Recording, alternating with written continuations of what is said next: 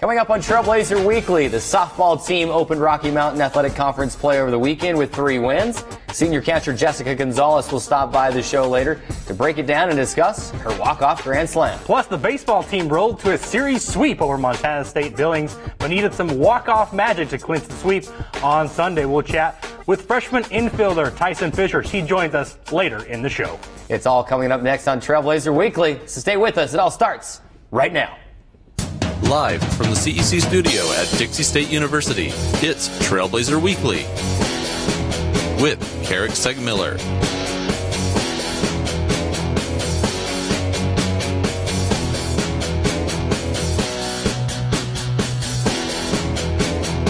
And Drayson Ball.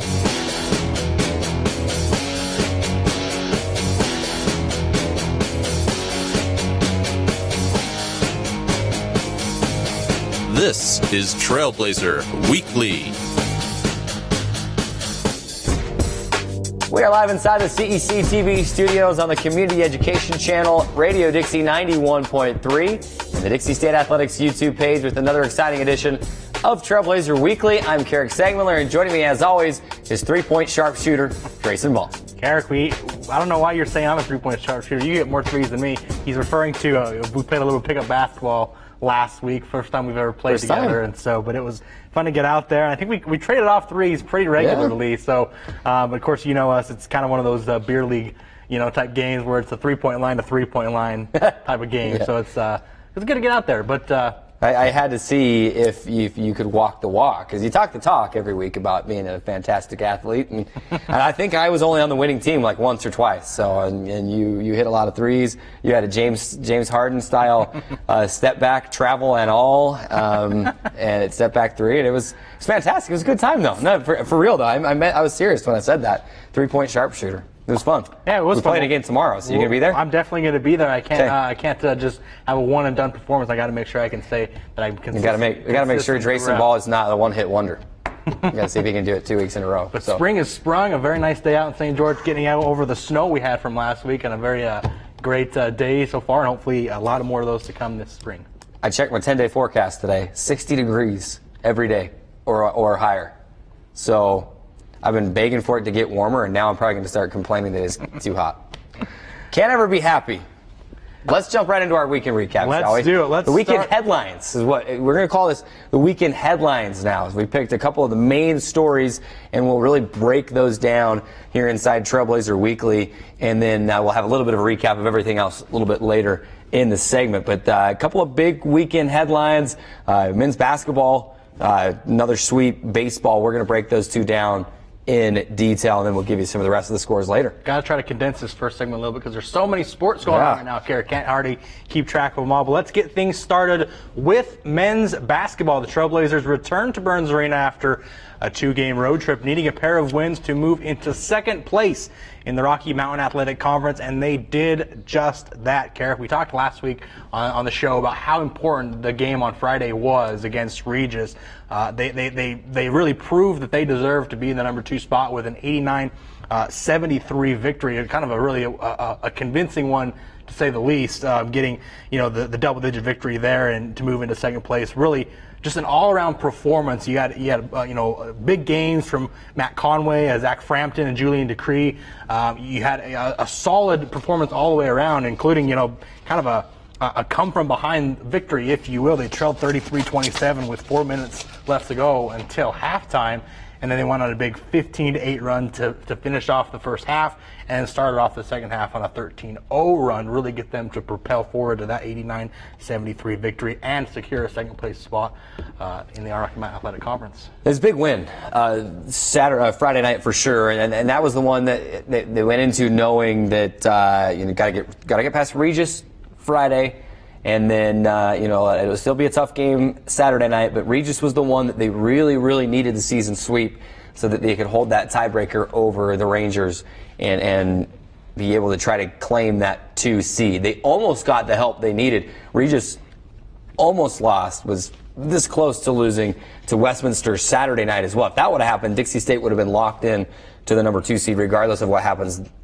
this coming Friday. But they did not quite get the help that they needed, so they'll have to win on Friday to be sure of that number 2 seed. But the reason that 2 seed is huge and that game against Regis was huge to be able to hold that tiebreak is that you get into the RMAC tournament, you host your RMAC quarterfinal, and then the highest remaining seed will host, and we've talked about this in the last couple of shows, highest remaining seed after the quarterfinal hosts the rest of the weekend. So the semis and the finals. So let's say the 1 seed, which is going to be Colorado School of Mines, and this is probably a long shot that this happens. The Ore Diggers lost their first conference game Saturday night to South Dakota School of Mines, and we talked about this a couple weeks ago. I said, I think almost word for word, that I wouldn't be surprised to see Colorado Mines lose a game before the conference tournament. You just kind of get that one out of the way. It's out of your system. Not saying they lost on purpose, but now you can regroup. You've got that loss out of the way. But if Dixie State were to win their quarterfinal as the number 2 seed on Tuesday, Colorado School of Mines loses, is upset, then the Trailblazers will be hosting the rest of the weekend. That's why Dixie State needed to get this win Friday night, and they did so. The highlights that UTV and internet viewers saw were from that 15-8 run to close the half. Pagankoff hit a 3. Conway hit a 3. Wade Miller hit a 3. They got hot at the right time, and it helped, and it carried over into the second half. Coach Judkins told his guys during one of the timeouts, he said, guys, we're down by 6 or 7 right now. We've got to come back. If we can tie or take the lead going into the halftime, we're going to have a good chance of winning this thing. If not, we're going to make it harder on ourselves. They responded to that. They took the lead, and then you mentioned the 13-12 run to open the second half. Just open it up. Conway, Frampton, Dupree, all huge in that game Friday night. It was classic Matt Conway, 25 points and 13 rebounds Friday night.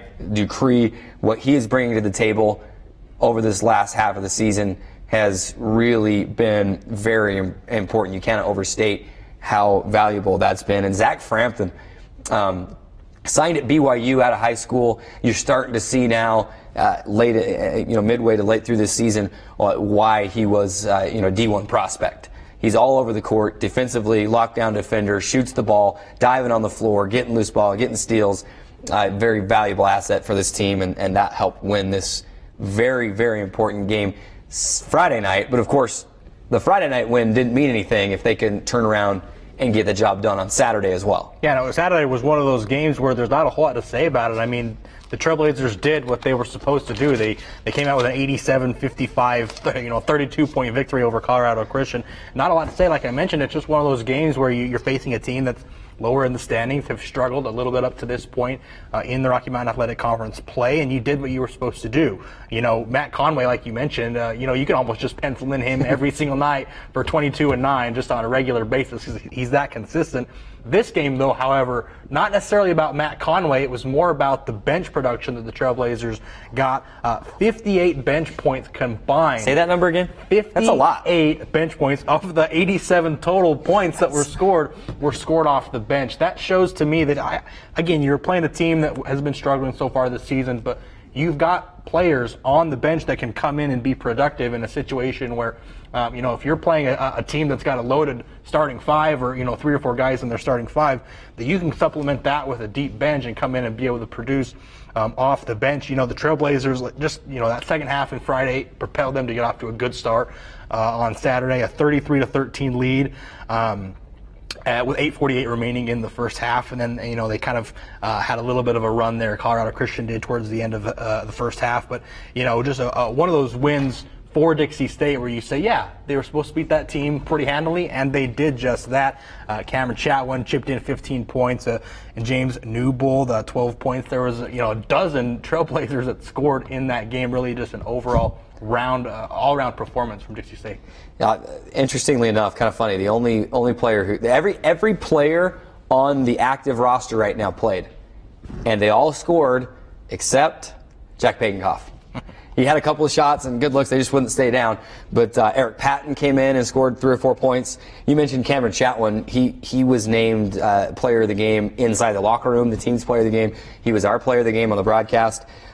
He was huge. And he had some big games early in the year and then had a little bit of an injury. And that sidelined him for a little while. He's getting back into some regular minutes now and showing over these last 4 or 5 games. He's probably averaging 9, 10, 11 points per game. And that will be huge. for when guys like, if Matt Conway gets in foul trouble or if Julian Decree gets in foul trouble, you got another guy that can play the 4 or the 5 in Cameron Chatwin that can come in, that can stretch it and shoot it, but he's also gets rebounds inside, scores on second chances. He is going to be important for this postseason run for Dixie State. And then you mentioned Josh Newbold as well. He's only got extended minutes a couple of times this year. He came in and made the most of them.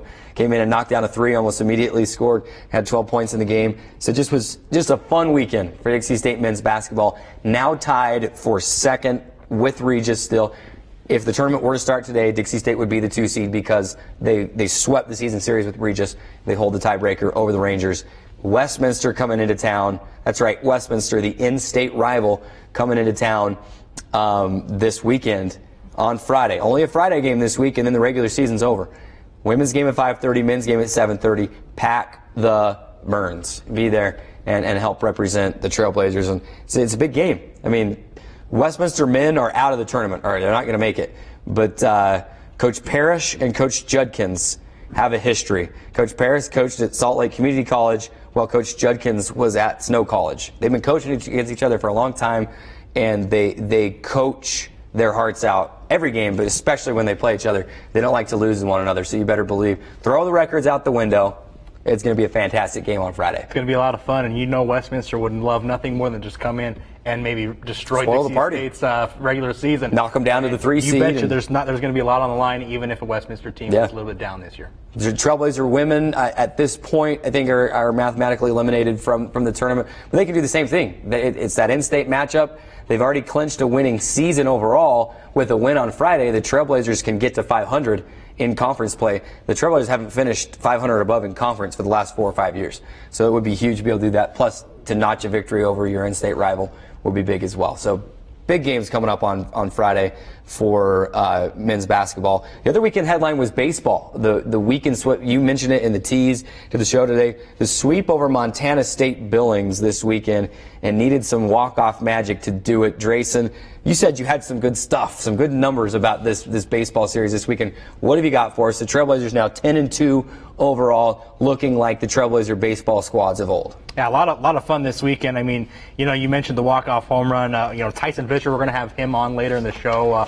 Talk to him a little bit about what it's like to be a freshman coming in and getting some major playing time early on.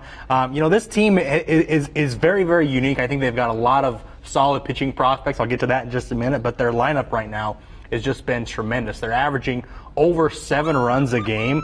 That's led by Kate Sperlin, Jake Engel. I mentioned Tyson Fisher. Between the 3 of them, they're 39 of 93 from the plate. For those of you doing the math at home, that's a .419 batting average for your top 3 guys. Pretty good. And they bat 3rd, 4th, and 5th in the lineup respectively. So when you have the heart of your lineup batting at nearly .420, as you're seeing Tyson Fisher's walk-off home run and the subsequent celebration. He lost his jersey right in the melee. And we'll talk to him about that. But but as I was saying, when you have the heart of your lineup batting nearly .420, especially when you got guys like Tyler Hollow, Lane Pritchard, Jake Brown, all 3 of those guys normally bat in the 1-2 spot. They rotate occasionally, but they all have on-base percentages of .429 or higher. So they're getting on base almost half the time in front of, 3 of the best hitters probably, on your team right now. And they're certainly showing that. As far as pitching goes, we've got 2 bona fide starting pitchers in Jaden Murray and Preston Hannay. They're both, they're 3-0, Jaden Murray is, and then 1-0 for Preston Hannay. But the number that really jumps out to me is their whip. I don't know, whip is one of those stats that maybe people don't know a lot about, but it stands for walks and hits per innings pitched, which means that one would be you give up 1 walk or hit per innings that you pitch. Both Preston Hannay and Jaden Murray have a .72 or .71 respectively walks or hits per innings pitched, which is absolutely unbelievable. You rarely see a number below 1, and any time you do, it's a very special thing. You got 2 pitchers, especially starting. Braden Bonner has 5 saves in 6 attempts and a win. You got a very deep lineup, but you also have a number of pitchers that can go on and get the job done. Good stuff from Drayson on the baseball sweep. Trailblazers won 9-5 Friday. There were some questions whether or not they would get that game in because of the snow that had moved in. We talked about it last week on the show, the impending snowmageddon. At my house, it didn't end up being that bad. I was a little disappointed. My kids didn't even get a snow day out of it, so which meant I didn't get to stay home either, so I was pretty bummed. But that 9-5 win, they got that game on Friday. Saturday, they played the doubleheader, 4-3 and a 2-0 win. A couple close games in, and the first game on Saturday, I think, had to come back and win 4-3, and then a 2-0 win. They got the 2 runs kind of in the middle innings of a 7-inning game, and then the 10-8, they had a 5-2 lead and gave up a big 6-run inning in the was it the 7th to go down 8-5, chipped away, got 2 runs in the 8th, and then runners on the corners with 1 out when Tyson Fisher came to the plate in the 9th. And I chatted with him yesterday. Just with our schedules and the way that all shook out, we weren't able to get him on today. So I chatted with him yesterday. In fact, you were overworking your job that actually pays the bills and not just over here, working for chump change like you do here with us. Good experience, though. And I had a chance to ask him about that. What did Coach Fatenauer say? And he'll answer that question leading in that interview. Basically just told him, don't try to do too much. Get out there, and because Coach Fate's philosophy at that point was, if we can get the 1 run and even get into extras, we're going to win the game the way it's going. They got all 3. Tyson Fisher, it was a no doubter too. I mean, you saw that video that we played. He hit it. You could tell everyone's reactions. He had a pretty epic bat flip on it as well. Makes the trot around the bases, and you got to touch them all. And had just fantastic week for Dixie State baseball. They're 10-2 overall, ranked number 14 in the country right now in the Baseball Writers poll. This team has got it going. And now this weekend you're going to get a test of really where you're at. Number 8, Colorado Mesa, coming in for just a 2-game series, 1 game Saturday, 1 game Sunday. It does not count in the Rocky Mountain Athletic Conference standings. Mesa will come in and will play here, and then they'll play their actual conference games in Grand Junction later in the conference season. But this Dixie State baseball team, they're 10-2, and they were ready to kind of wipe that 25-25 year from last year out of the memories and move forward. And they've made the first strides in doing that. Off to a good start. I'm looking forward to a good season from the baseball team. Running short in the segment, let's quickly cover a few of the things that we missed out on. The women's basketball team we mentioned earlier, tough loss to Regis on Friday, a 70-61 loss. That one kind of eliminated them from the tournament. That really, I was going to say, eliminated them, but then they bounced back nicely. 76-62 win over Colorado Christian. Got to mention Maddie Loftus, 4 consecutive 3-pointers late in the game to seal the win. She's a 3-point sharpshooter, that's for sure. Definitely. They got Westminster coming in this weekend. We'll talk about that a little bit in our final segment. Softball, we'll talk to Jessica Gonzalez a little bit, so we'll be brief on softball. They opened up RMAC play with a 3-1 record over the weekend, a tough loss in the the first day of that 4-game series, a 7-6 loss in overtime. But overall, 3-1 weekend. They beat Adams State 4-2, and then lost, like we mentioned, 7-6 to Colorado Christian. Beat them the next day, 11-0, and then the 9-1 victory over Adams State. Yeah, got the bats going on day 2. Women's track, quickly, just 2 more things. Women's track headed down to the Rossi Relays in Claremont, California for their first meet of the season. 2 school records were set. Billy Hatch shattered the school record by more than 90 seconds in the 3,000-meter run. Rachel Reeder, new school record in the 1,000-meter as well. Men's golf was about 10th place for the first 2 days of a 3-day tournament in the San Francisco area. They rallied, got into 6th, moved up 4 spots in the leaderboard just yesterday in the last day. Nicholas Britt finished in 2nd. He gets runner-up honor, so congratulations to him. Coach Sutterfield, it's kind of like Coach Judkins. He has this way of getting his guys to start playing the right way when they need to. I expect to see them in the top 5, top 3, top 2, even winning some tournaments here in the spring. That'll do it for our weekend headlines and our weekend recap. We got to take a quick break. When we come back, softball catcher Jessica Gonzalez on the show. We're going to ask her about her walk-off grand slam and about Dixie State's 3-1 start. All that coming up next right here on Trailblazer Weekly.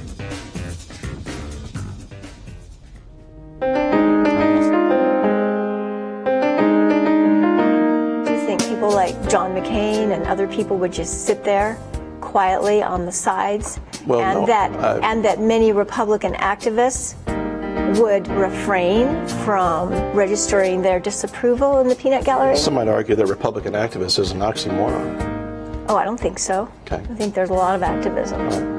But you see what I'm saying? If you just flip it right over on its head. I would like to flip it on its head, and in fact, I'm already doing that because my own position is free speech is free speech. Okay, and I'm kind of advocating for something that I'm really not supporting in this respect. As far as protesting or not protesting and being able to recognize your audience, what we need on either side, I don't care where you're coming from, is the ability to recognize the audience.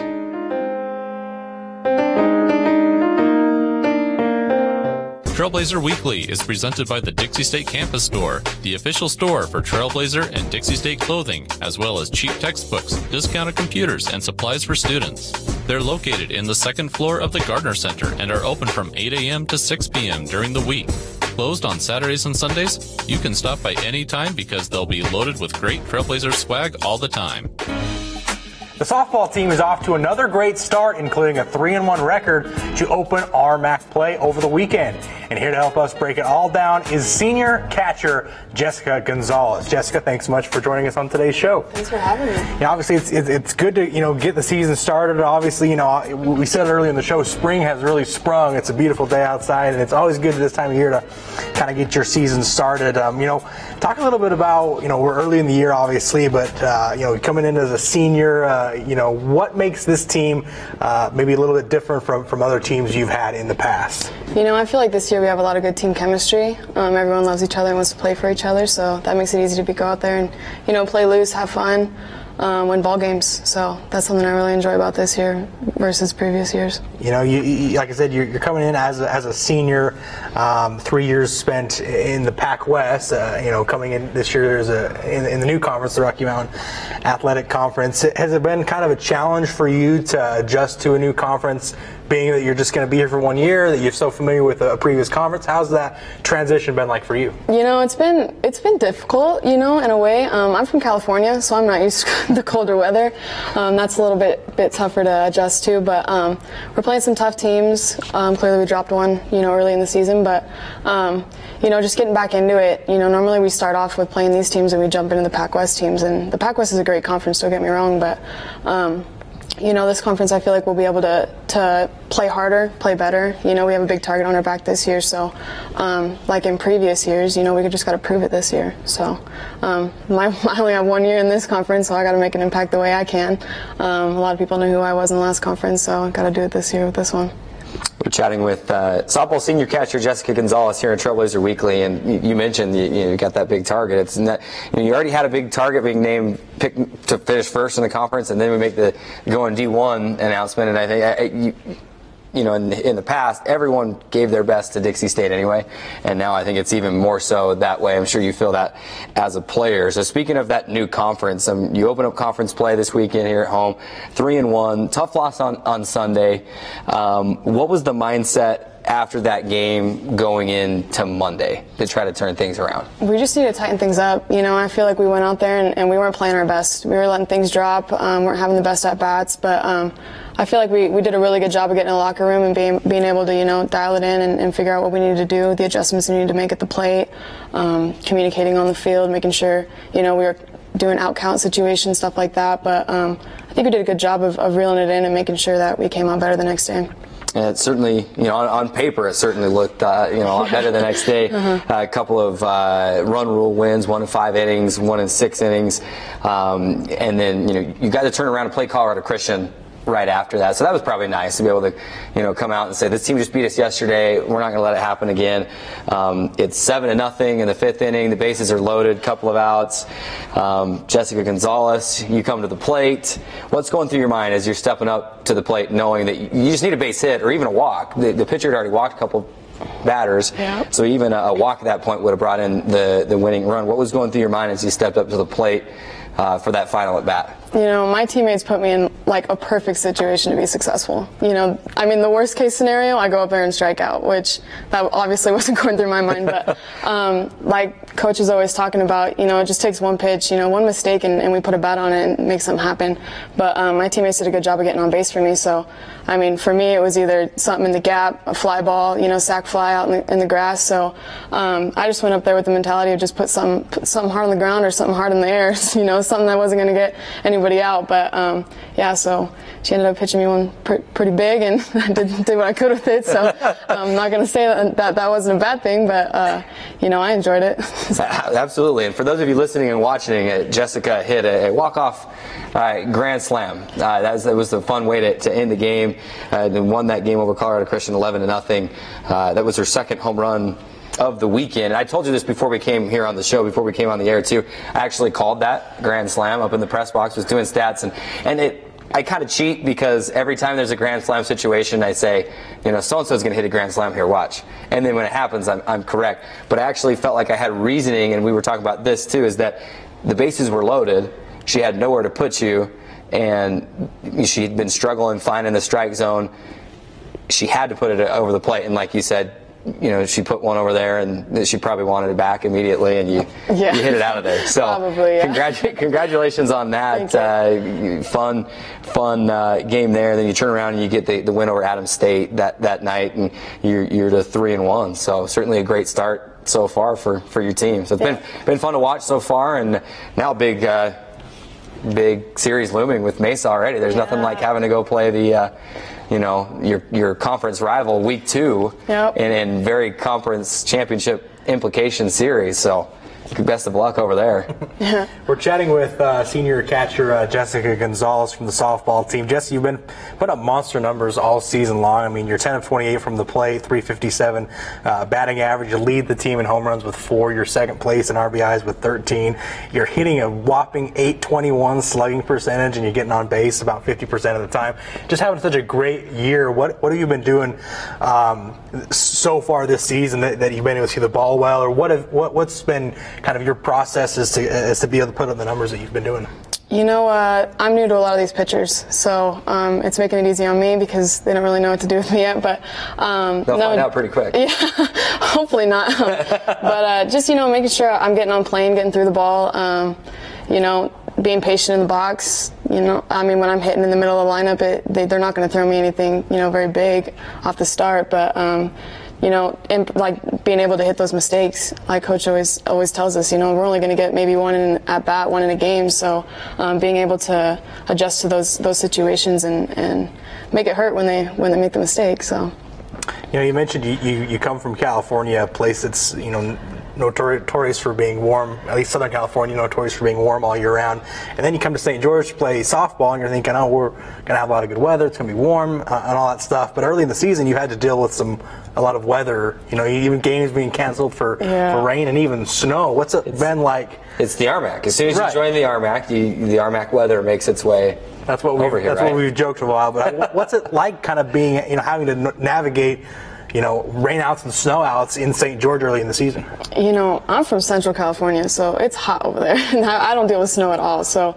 watching snowfall was a bit of a culture shock for me. But you know, we go out there and we play the best we can. Weather obviously is a tough thing to go through, especially when it's windy and raining and the snow and whatnot. But our field is getting a beating lately, so we're trying to figure out how to play off the dirt, you know, stuff like that. But I think we're doing a great job with this so far. I mean, obviously it's kind of hurt us that we missed a lot of games in preseason, so we just had to jump on it and do what we can right off the start.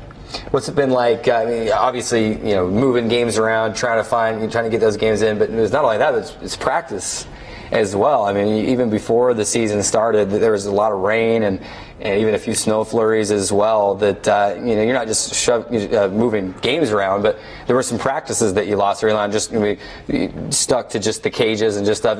Do you feel like having to do that? Maybe I don't want to say set the team back, but just, you know, you had to work even harder when you could get out on the field. Yeah, for sure. With the extra weather that you've had to work around this year. Yeah, for sure. I mean, we had a slow start. You know, that first day coming out, it was real tough. You know, practicing on our field is a little bit difficult right now, you know, with the way the dirt plays and the grass.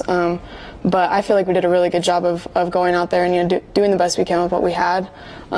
It's a bit tougher, you know, to gauge, you know, ground balls and fly balls when you're in the cages. So being in the cages has been a little bit tougher. But I think we've been doing a great job with it so far. So. We mentioned it a few minutes ago, but you're getting ready for the first road trip of the season. That's one thing about having, you know, at least traditionally, not necessarily this year, but nicer weather traditionally. You get to have some teams come in, you play a lot of games at home early on, and now it's, you know, you're going to be into March and making your first road trip of the year.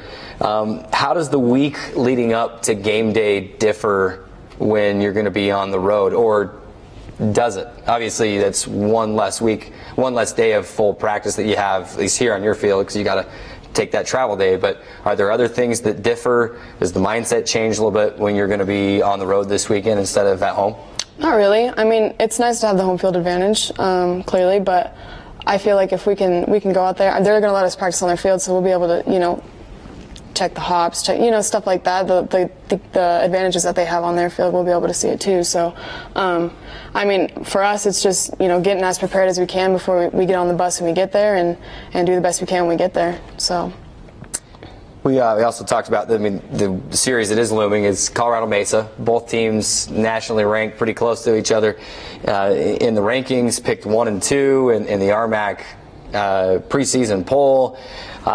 Take preseason polls for whatever they're worth, but you know, 1 and 2 in the preseason poll. I think these are the two teams that everybody is looking at. You know, it's probably going to be one of these two teams that wins the conference. It's only the second weekend of conference play. That's kind of crazy to have such a big series so early. But how's the team's mindset? How focused is everybody? Is everyone just chomping at the bit to get out there and go play Mesa this weekend? We're ready to go out there and go to war, man. You know, we got to do the best we can. They're not going to go easy on us, that's for sure. But we've played them in previous years, and you know, some of the girls have been on the team. You know, I think it was my freshman year we went over there and we played them on their home field. So some of us had that experience going over there. So I feel like we can use that and put it into our games this weekend. And hopefully we all play together and we communicate well and we play our hardest and come out with 4 wins.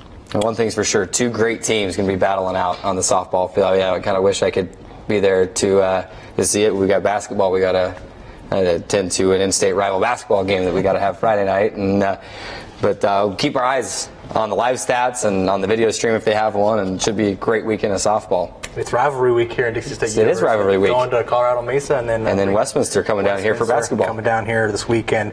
We're chatting with senior catcher Jessica Gonzalez here on Trailblazer Weekly. Running just towards the end of our interview, Jessica. We like to do this when we end our interviews with the student athletes as well as the coaches and things like that.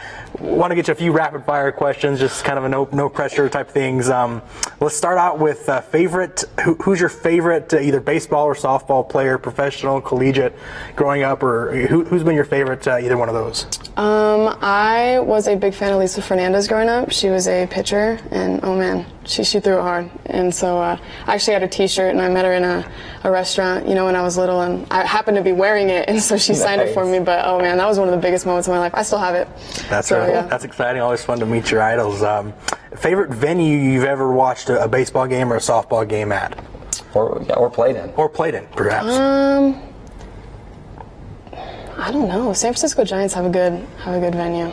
I've been once, so I like. But I mean, I'm a Giants fan too, so I might be a little biased. Don't tell Coach. It's a great ballpark. I've always heard. I'm a Red Sox fan, so me and Coach is a Yankees. I know he is. It's this last World Series. I got the last laugh. Yeah. So last one I've got, at least for me. I know we talked about the walk-off grand slam last weekend. I know it's tough to top that, and maybe this is your answer. Favorite moment you've had playing. Whether it be an accomplishment or maybe a walk-off grand slam, for example, do you have a favorite moment that you have during your playing career? You know, I'm going to have to go back to my grand slam against Concordia because they intentionally want Kenzie to get to me. So I'm not going to lie, that one felt a little good coming off the bat and rounding the bases. So I'm going to say that's probably my favorite one. I think I lost my voice because of that grand slam. I was there taking pictures, and that was for those of you watching and listening, that was at the West Regional.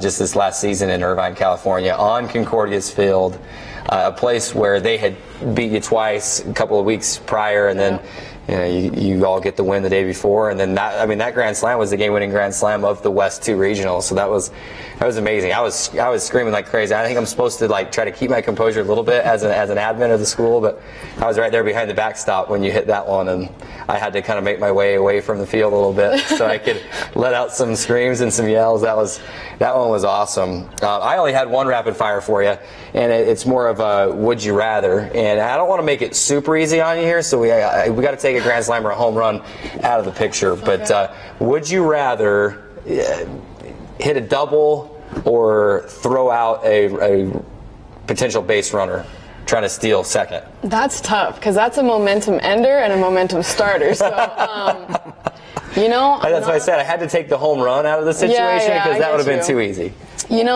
I'm going to put it in a situational. If it's a close game, I'm going to take the double. But I mean, if we're up by a couple, I'm going to take okay. the runner. I don't get a lot of girls that steal on me, so or at least try to. So I think I'm going to take the runner on just an average game. That's awesome. We appreciate you being here. She's senior catcher Jessica Gonzalez of the number 22. If you ask me, that was a little bit too far drop in the rankings, but number 22 ranked Dixie State softball. They'll make up some ground this week and over the next few weeks for sure. Big weekend coming up at Colorado Mesa. Stay tuned to DixieStateAthletics.com for all the updates. And in Twitter as well, at Dixie Athletics. We'll keep you updated how that series is going. Last thing I was going to say is that you can't fool me about it being warm in Southern California, because I traveled with basketball for 3 years, and every time we went down to Cal Baptist or to Concordia or wherever, it was cold every time. Cold and rainy. I thought, well, I'm going down to Southern California. That's true. You said Central. Okay. It's hot over there. And that's a moot point. No, but every time it seemed like we went down, it was rainy and wet and chilly, and it was like, what in the world? I need the warm weather. So anyway, appreciate you stopping by and taking some time with us. We wish you all the best this weekend. Yeah, thanks for having me, guys. We got to take a quick break. When we come back, we'll have an interview that we did yesterday with baseball infielder Tyson Fisher. Speaking of walk-off home runs, he had one of his own. We'll ask him about that during the interview. Quick break, and then our interview with Tyson Fisher right after this. For over a century, Dixie State University has been shaping the Trailblazers of tomorrow by providing a culture of active learning, active life. With a paradigm of real-world experience mixed with cutting-edge technologies and rich traditions, we provide one of the most affordable educations in the West, set against the most stunning backdrop on the planet.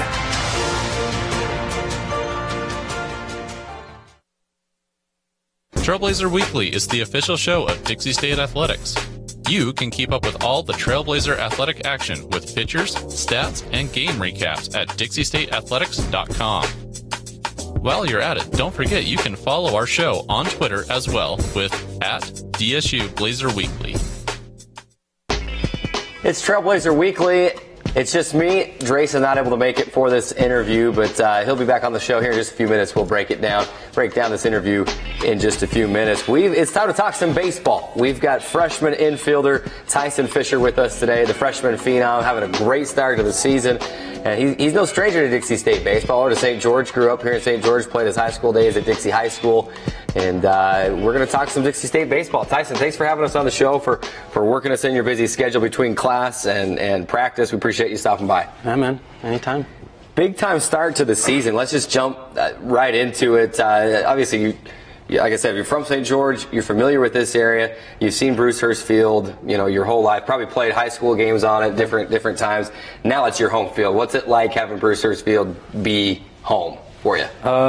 Special feeling. You grow up watching these guys play. It's right down the road. Can't ask for much more. It's a great field. It feels comfortable. It's right here, so. And you're just sliding right into the lineup and making noise already. I was reading up on your bio, and we want to get to know you a little bit before we talk about this year. You said you chose Dixie State because you really liked the coaching staff, and you said honestly it just felt right. I'm sure you had. You recruited, from what I can see, Utah Valley, San Diego. You put up big-time numbers in high school. I'm sure you had some big schools after you. What made the difference? Coach Phaeton-Hauer is a great guy, obviously. Yeah. What made you want to stay home and play at Dixie? Mostly just the coaches, honestly. It just felt like comfortable. I went on a lot of recruiting trips with, a lot of schools, a lot of big schools, and it just never felt right. You know, you walk in, you're like, am I just another guy? And I got here, and it was just like, all right, I'm comfortable. I'm going to excel here. They're going to make me better. So that was basically what got me here. So. Absolutely. You got to go where you're comfortable and where you feel like you're wanted. And let's talk about this start to the season.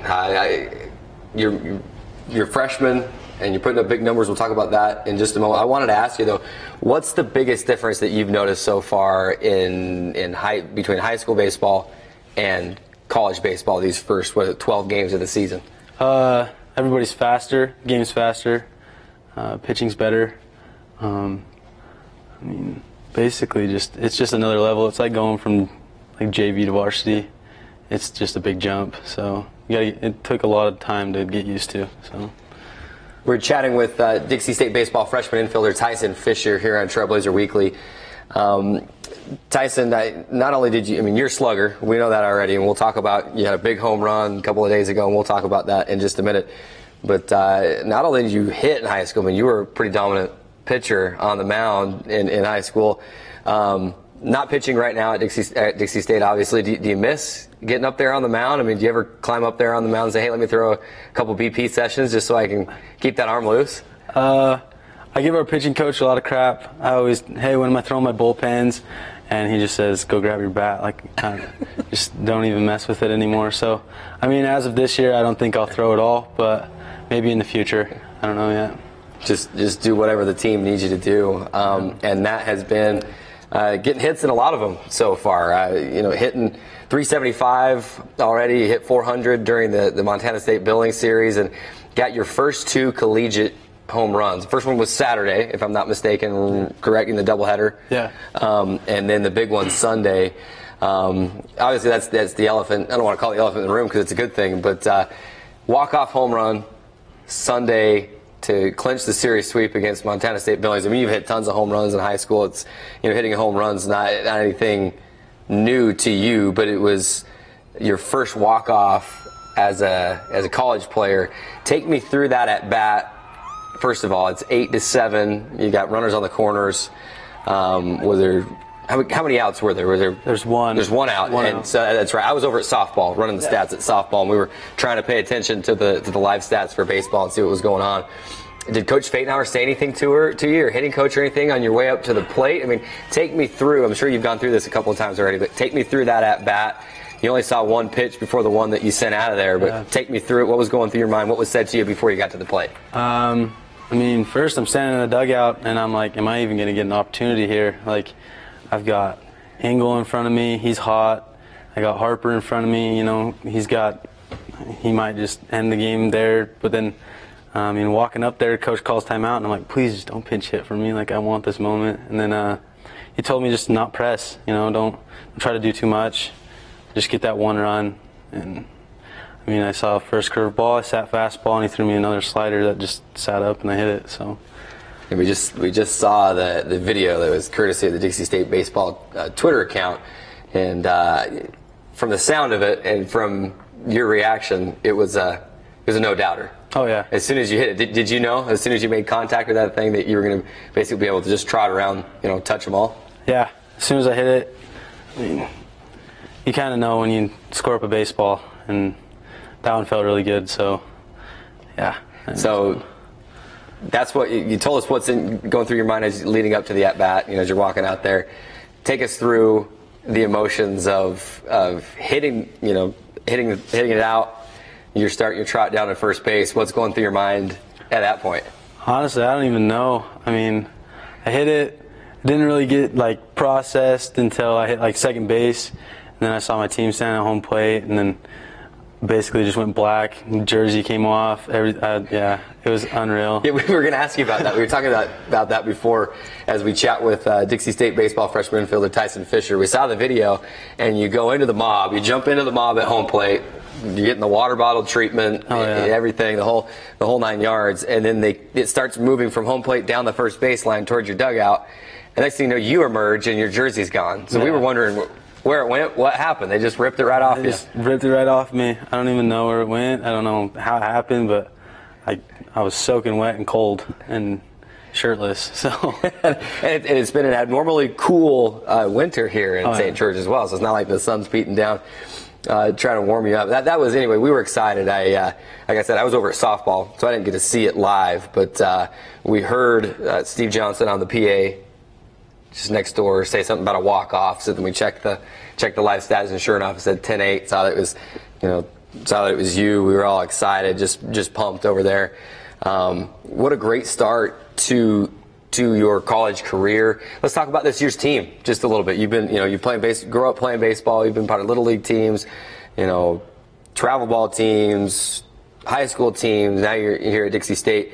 What makes this year's team special, maybe unique versus other teams that you've been a part of? I mean, we got, I don't know, our bullpen's super deep. Our lineup's even deeper. I mean, it's just a special team, I guess. I mean, we're going to win a lot of games. So I hope so. It's last year there was that they finished 500, and that was, I'm sure that's been talked about a little bit going into this year, saying that's below the standards that have been set here at Dixie State. Is that one thing that you were excited about when you came in to help get back to that mark that the guys have set before? And then how excited were you to come and to add to the legacy that's already here in place at Dixie State, a winning tradition? Yeah, I was excited to come in here and hopefully just compete. I mean, I got a fifth-year senior in front of me still, and I mean, Bryce is unreal. So I'm just happy to get opportunities when I do. So. Yeah, and talk about that. I mean, what's it like being a freshman that's out there performing, and knowing that you've got a lot of older guys out there around you to help you? I'm sure they have been. Have they been a big help to you? Have they been, teaching you the ways of college baseball? You haven't got on the road. Oh, you did go on the road. You went down to California, teaching the ways of the road trips. And how has it been interacting with those, those leaders, juniors, seniors, upperclassmen? Really good. They're like brothers to me already. It's all fall, everything. Brecken Lewis has always been a really close friend, so he's kind of taken me under his wing a little bit. And Bryce has we've been really close. Everybody, our whole team's pretty close. So, what's it like playing for Coach Fatenauer? He seems like just every time I interact with him, just a great guy, nice, but I'm sure he can be serious and lay down the law when he needs to. Yeah, he's a stud. I love him. He's a great coach.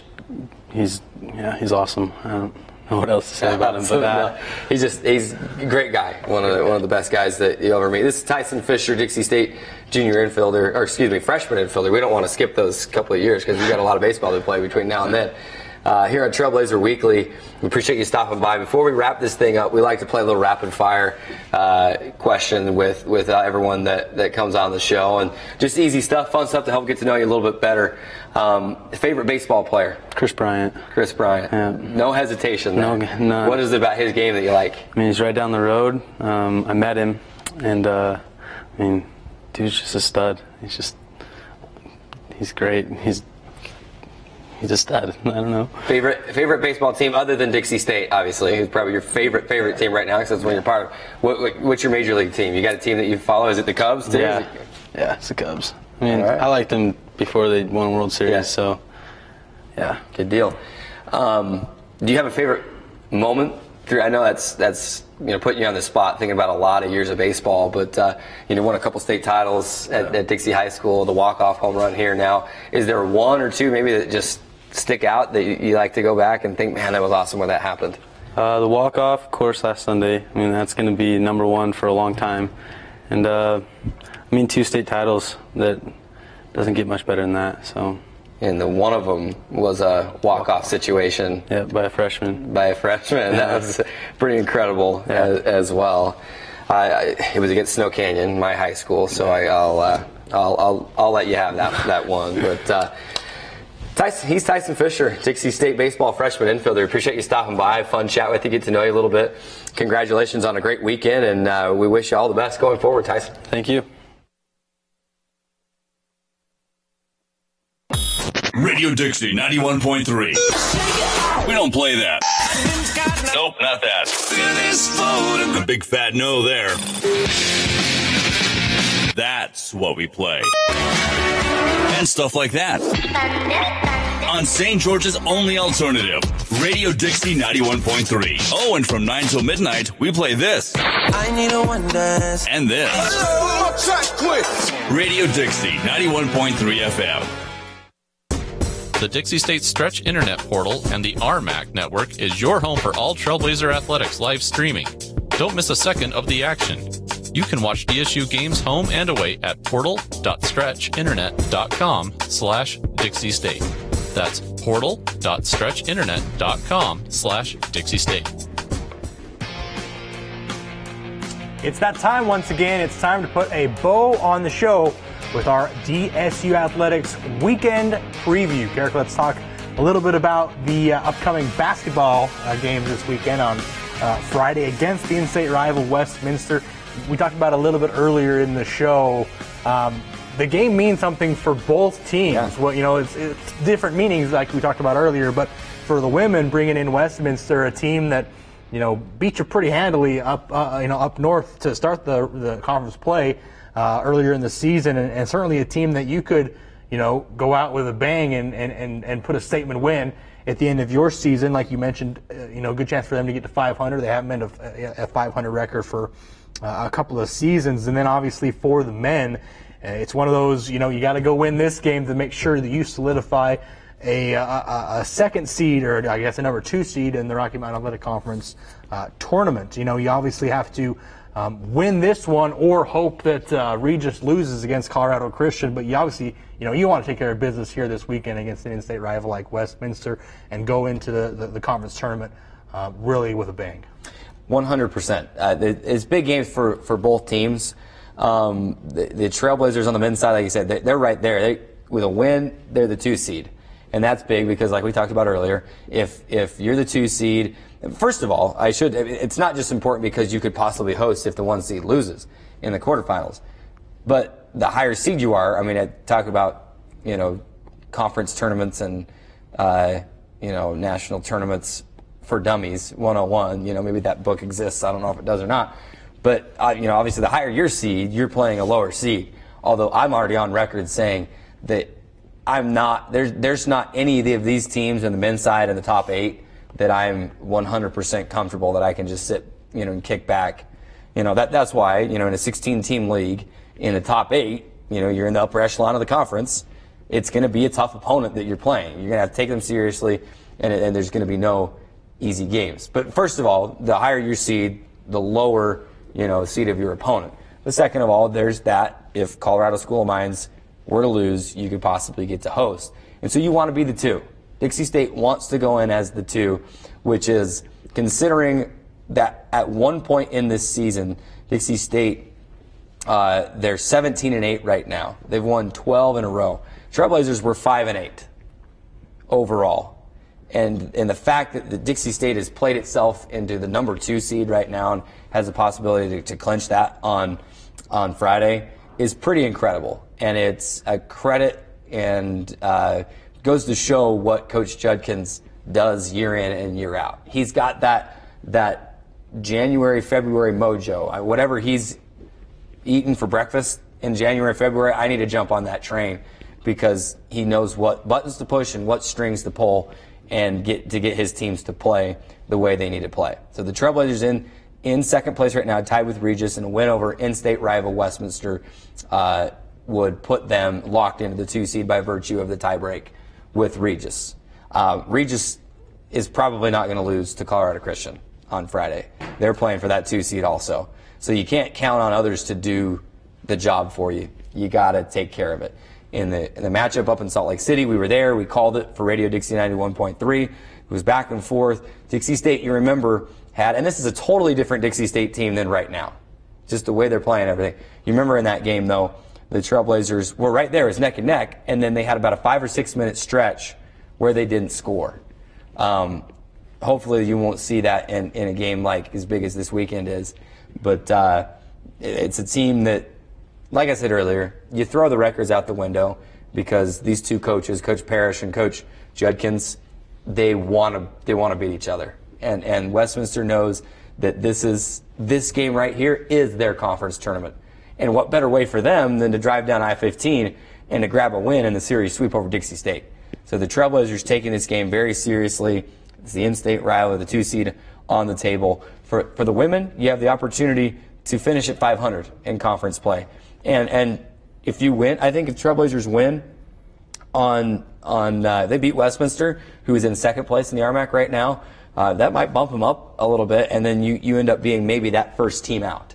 Instead of being in the tournament, you're that first team out, and you know what? You can see the progress from when Coach Gustin took over in the 2016-2017 season.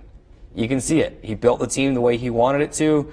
They won 13 games last year. They're on pace to win at least 14. If they win on Friday, 15 games this year. They've got a winning season for the first time since 2012, 2013, and a chance to finish at 500 in conference play. This team is trending up. And as that happens, and as the D1 move happens, and maybe they're able to get some more of those bubble players, because you know they're recruiting D1 players anyway. And I think some players are maybe still not coming because it's not a D1 yet. Once you're the D1, there's nothing keeping those in-state players that, you know, the top echelon players in the state, whom he's already recruiting, to say, oh, okay, you're D1, yeah, I'll come play for you. So the women's basketball team has had a great year, and they have everything to play for still on Friday, because you want to own the state of Utah is what they want to do. And to do that, you got to win those in-state games. So, got to protect the Birds. No doubt about it. Regardless, great season for the women's basketball team. They're going to bring a lot of players back, losing only Lisa Van Kampen and Miley Richardson. A lot of good young players on the women's basketball team. A lot to be proud of this season. For the men, you mentioned one last thing. Not only are they playing to get the second seed in the Rocky Mountain Athletic Conference tournament, they're also sitting in that 8th spot in the West region.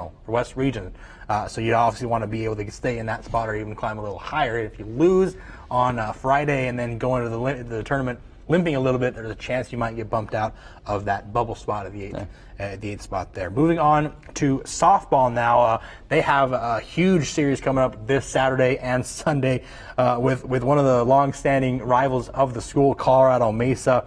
That was going to be played Saturday and Sunday in Grand Junction, Colorado. We talked a little bit with Jessica Gonzalez about what it's like to go on the road, especially when you're playing a team like Colorado Mesa.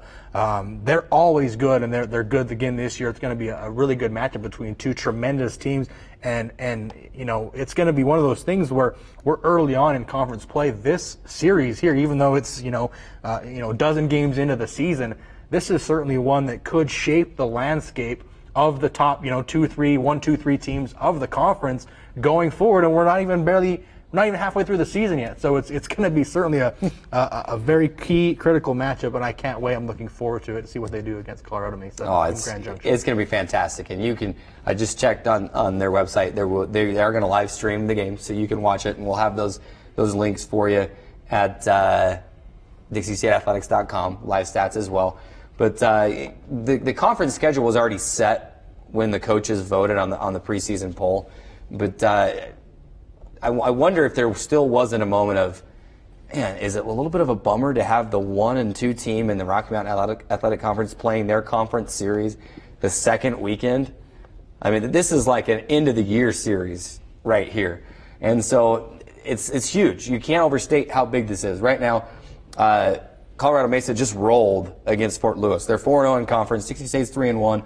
Colorado Mesa has a bunch of good hitters. They lost some of their best hitters last year. The one that this Colorado Mesa team had everything they needed last year to possibly win a national championship, and were upset.